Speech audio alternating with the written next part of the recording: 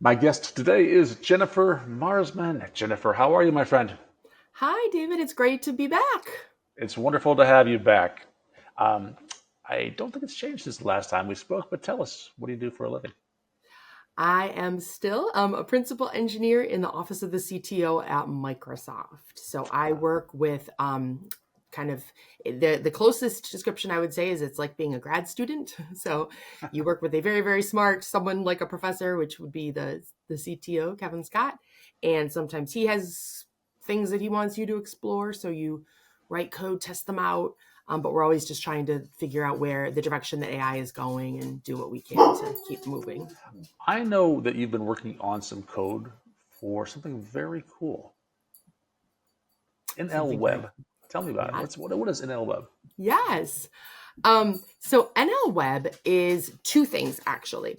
It is a protocol and an implementation of that protocol. It's an open web standard, a completely open web standard that's available to people today. So you can go right now to an open source repo. It's at github.com/nlweb-ai/nlweb. I'm there right We now. just moved over. Yeah, we just changed the URL from Microsoft over to this NLWeb-AI organization in GitHub. But it's because it really is open. It's not doesn't need to be run by Microsoft. Okay. Yeah. So the idea behind it, like I think what's even more interesting is like why NLWeb, why now? Yeah. And the reason for that is when you think about it, we've had ChatGPT for how many years now? And what I was expecting anyway was that we would have more websites that had the power of ChatGPT, like, everywhere, right? But Right. Most we people just really, go to the ChatGPT website and type their questions into their interface. right, But really, wouldn't it be cool if my website had that same power? You could tap into that exactly. same engine. Exactly. That's exactly the point. So right now there's only a handful of websites that really have these power. It's ChatGPT, it's Copilot, it's maybe Gemini Claude. Like there's a few other kind of Yeah. big And to aggregators that be do for these those who work. have been living under a rock, that power is the power of being able to ask questions or interact with this engine in a natural language, like English, for Yes. example. Yes, to use large language models. And so really, can we bring the power of large language models to every website? Now, that was the question that Guha asked. So Guha is the founder of NLWeb. He's the sweetest guy. And he is, so he was recently hired by Microsoft and he has a long history. You can go look at his like Wikipedia page and He such. invented Um, RSS, I think, didn't he? Yes, he invented RSS and RDF and a lot of these open web standards. So he's a huge like open web standards guy, and that's basically what he's devoted his career to doing. And so now he's really interested in that intersection of LLMs with the web. So you may have heard like Kevin talk about the agentic web. And so what we're really thinking about is what does the web look like in a future where and we want it to be collaborative in a way that both humans and agents can use the web effectively. So that's what we mean by agentic web. Okay. And that's what NLWeb is designed to do. That's what it's designed to do. Tell me a little So about the specifics of it. How does it do that? yeah. So what you can do, I think the easiest thing to do to get started is just go to the website. And we have a really great Hello World experience on there where you can set it up locally on your own like dev machine. And we have some like sample front ends that you can throw in there. Like there's a easy like localhost thing that you can get started with. And then what it allows you to do is there's some very easy data import functionality.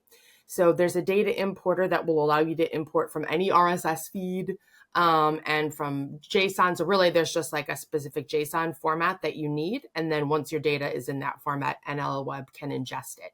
And so what that does is it enables like all structured data to be like easily consumed. And when you think about it, Like there's this another standard that Guha invented, schema.org. And what that is essentially think of like semantic structure for the web. So imagine like a recipe broken down into like ingredients, title, like directions, like kind of there's like sections that you may think of that every recipe would need, for example. And a lot of the web is already built on this semantic structure already. And LLMs are actually extremely good at understanding this semantic structure, right? Because they understand like the concept of recipe and ingredients and these kind of things. And so what happens is that you can now kind of feed any collection of structured data. It works best on like collections of structured data. You can feed those into NLWeb and then set up your own NLWeb endpoint. And then what you get is essentially a search engine where it will automatically RAG over that collection of data that you gave it. RAG is retrieval augmented generation. So it will search over and retrieve the relevant bits from your content and include that in the prompt that it is sending to the model, the large language model. And then that can come back and give you like very good answers to your questions. So imagine it works best on collections of items. So think about like a playlist, like a Shopify playlist, like collections of media. Think about recipes, right? A collection of recipes. Think about a product inventory. So any retail group may have collection, their product inventory of whatever clothing or whatever that they're selling. And so it can easily ingest that entire collection. And then when it does that retrieval augmented generation, it's always going to retrieve something from that item catalog. So it won't hallucinate a new item. It won't create new items that don't exist. It will always like pull something that's from your actual catalog. I'm not saying it's 100% hallucination free because it is still a large language model. So it could potentially think something is relevant that turns out not to be. But it's very, very, very good. And it does reduce hallucinations a lot because it is always grabbing something from your item catalog. There's a really great infographic. I think in pictures. I love a good, architecture diagram. Helps me visualize things very well. And on the website, there is this life of a chat query graphic we have. It's linked from the main README. And so if you click onto that, you can actually see a little bit of what's actually happening under the covers with every query that goes through an NLWeb endpoint. There's kind of two parallel tracks where it's using the large language model and it's retrieving stuff like in parallel. And then it kind of looks and sees like which of the things that retrieved are the most relevant, given some stuff, and then kind of can either take a fast track or sometimes it's a little slower. But there's a lot of really great performance work to try to make it speedy as well. So it's been great, and anyone can contribute. I'm looking at this right now. Yeah. I'm sorry to interrupt, but it mentions an NLWeb vector DB. Can you define what that is? Yes, great point. So when you use a retrieval augmented generation solution, you need a place to store your data, the data that you're retrieving. So think about you have some collection of items, right? Your collection of whatever, your recipes, your product catalog, whatever. So you can ingest that into some vector database. So what it does is it creates embeddings based on your content when you during the data ingestion process. It's creating embeddings and then putting that into a vector database. And then because it's based on embeddings, it's doing a kind of semantic level vector search. So it's really looking at, it's not just based on keywords, it's based on the actual meaning of the word. And so it's able to extract the best possible results there. And what's nice about NLWeb is that it really is a combination, like it's such an open standard. So you can swap in and out any embedding provider. So you can use different types of embeddings from OpenAI, from Microsoft, from a number of different providers we have support for already. And then you're welcome to keep adding them. And then you can switch out the large language model that you're using to do the reasoning. So there's a variety that are already supported. And then, you can add in whatever other ones you want. And then the third thing you can easily swap in and out is the vector database that you use. Like we have a number of ones that we've provided out of the box, including Quadrant, including Azure AI search, which I love. I used to work on that team, so I'm obviously, a huge fan of that work.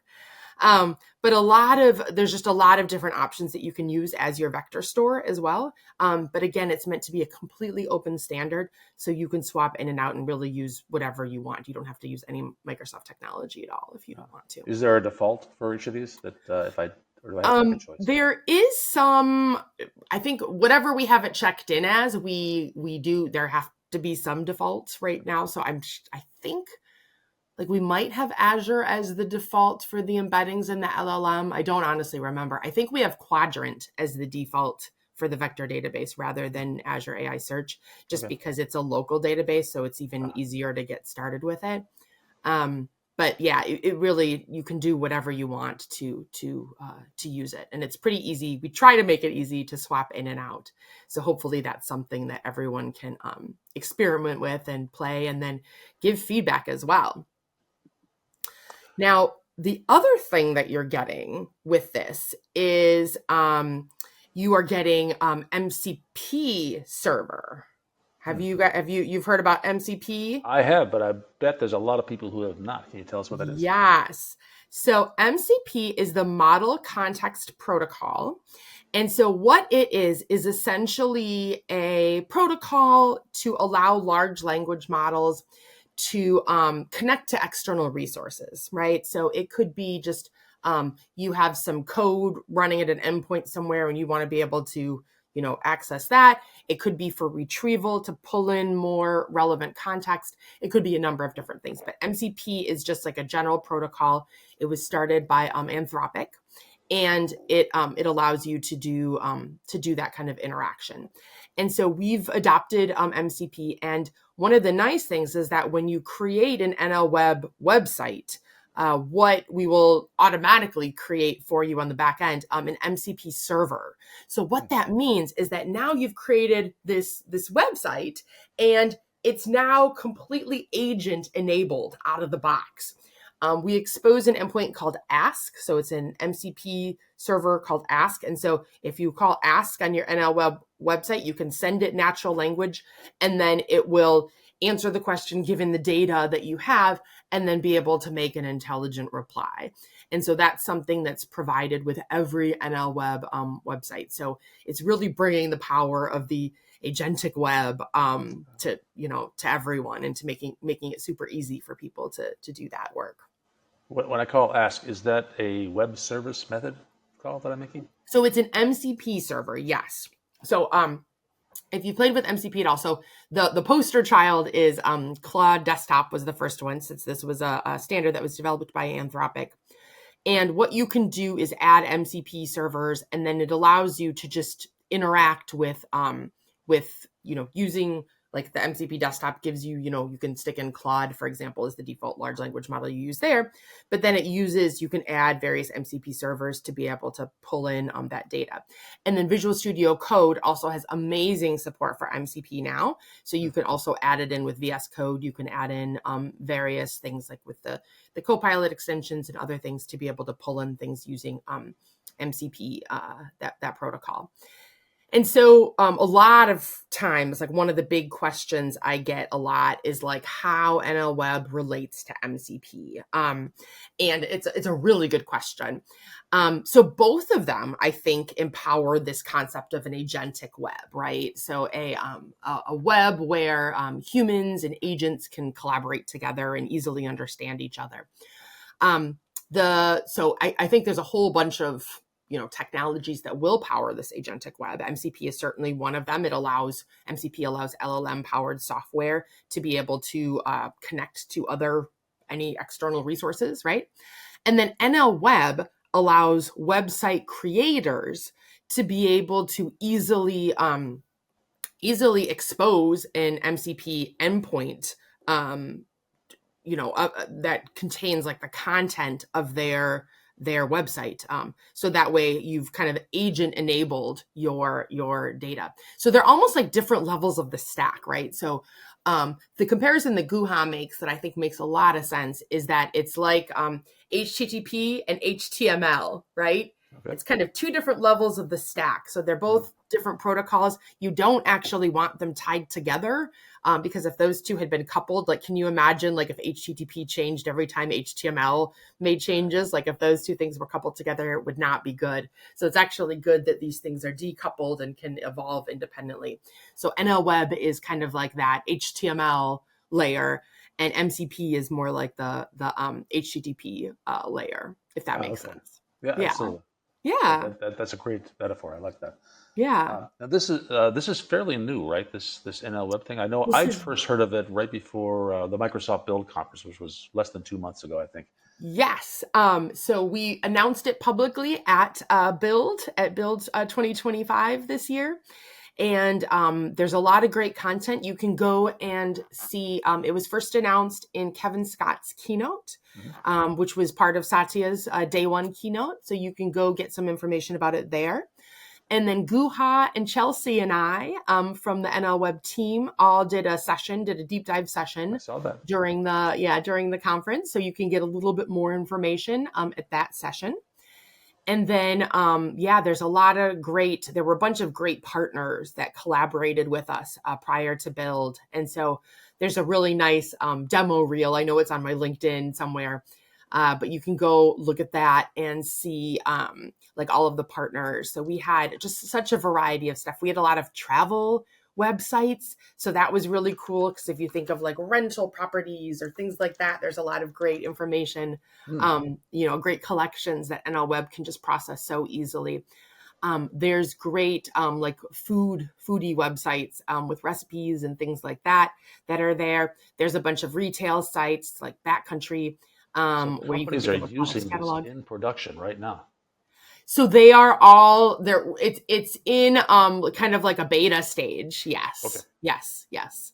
I wouldn't say production yet. Got But it. So all they're using it kind of in put together. production's wrong, but they are using it. They're actively using this.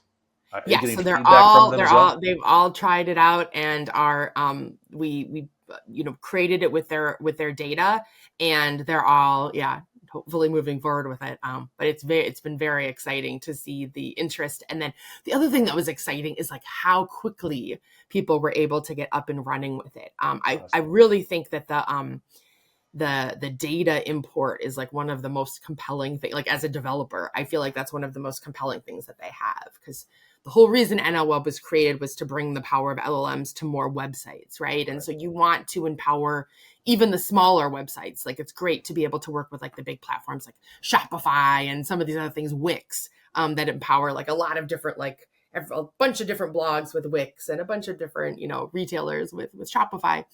But even just the ma and pa websites, you can easily create it using these data import tools. So there's, I think, at least two different options. There is a data importer, and we have a documentation page on that where you can get your data in in a specific like JSON format, and then it will just suck it in. And so that's one thing you can do. It'll import it, it'll create the embeddings, and it will put it in that vector database of your choice for you and kind of make it there. Or the other thing is you could just set it up and expose the MCP endpoint and kind of use it that way as well. So those are kind of two big pieces of it. So yeah. All right, cool. So, and if folks listening at home, they wanted to try this, it looks like I see this getting started link from the GitHub page right here. Yes. And I like the one that says run it locally on your desktop. You don't need anything else. That seems the simplest thing. That is the simplest. And that's definitely, we tried to really put the hello world experience just like that. Just get it running locally on your website. You can give it a try. You can choose a random RSS feed if you want and just import the data, because each of those, everything in the RSS feed will be one of your, an item in your collection, and just try sucking that in and then just asking random questions about an RSS feed. And I think that gives people like the aha moment where like, oh my goodness, like I could do some pretty amazing things with this. And then you can try, with your own collections of data and such. And then reach out, leave the issues. There is one other thing that's of interest is we are hiring right now too. NLWeb Oh, desperately needs engineers. Yes. So there's at least 2 positions open for a senior engineer and a principal engineer at Microsoft to work on NLWeb, and it's definitely something that we're investing in and that we're excited about. So would love to get some more amazing people to come help us build the future of the agentic web. you have folks that are working at Microsoft that are building this, but you don't have to work at Microsoft in order to contribute, right? You don't. That's 100% correct. We are, again, it's an open standard. And so we've been collaborating with a lot of people throughout the industry. And you can kind of see if you actually just look at all of the contributors to the GitHub repo, it's a huge list of people from various things. And then it's been wonderful to see people making contributions and enabling different things like Hugging Face made a contribution. So now like any Hugging Face model will run there. Ah, And so, and again, that was someone from Hugging Face who did it. So there's a lot of people who have been contributing and just doing some amazing work to make it just an open web protocol that we all would want to use. can folks that are just listening to this that are not affiliated with one of your partners, can they contribute? Yes, everyone can contribute. We are just trying to go that we desperately need some more people to help us get through the backlog of because there's a number. Guha has so many ideas and he's running really fast and he's amazing. And then just trying to just keep up with the influx. But it would be great to have even more contributors to help us, get things into the repo because there's been so many amazing things that people are doing. Awesome. Is there anything we haven't talked about regarding NLWeb that you feel like people really need to know? We are hiring. I remember to say that. No, really, honestly, the things that get me the most excited about it is like I have like the kind of the handful of lists is like I love that it's an open web protocol. It's bringing the power of LLMs into every website so that we can all now ask questions and be able to get good answers. It drives me nuts that like my local grocery store, when I'm searching for items, they still can't do like an intelligent search. Like I even just like searching for green beans or something, I might get cans of like refried beans back. And it's Right. like, no, like we're way past that. Like I should be able to ask questions like what wine would go well with this meal kind of thing. And it should be able to handle that level. So like we're just so far from what we could be doing right now. And so the fact that it'll make it super easy, bring the power of LLMs to every website. It won't hallucinate items from your item catalog. It will guarantee to return things that are in your own item catalog, which is great. It's an open standard, so you can switch out the embeddings, the LLM, and the vector database to be whatever things you want. There's great tools for importing your data. So we're trying to make it super easy to get started. And then if we're not, please file issues and please help us make it better. There's been some amazing contributions that have definitely helped us a lot. So we're grateful for everyone who is looking at it. And then finally, you get that great, amazing MCP integration where you automatically get an MCP endpoint here. So it makes your whole website like agent enabled so that agents can now easily, any agent like front end can use that protocol to be able to talk to your website and, get information about your website. So you're kind of helping power the agentic web. It sounds really exciting. I hope people listening Yeah. will give it a try and they'll be as excited as I am. Yes. I really appreciate your time, Jennifer. I've learned a lot today. Thank you. It's always great to talk to you, David.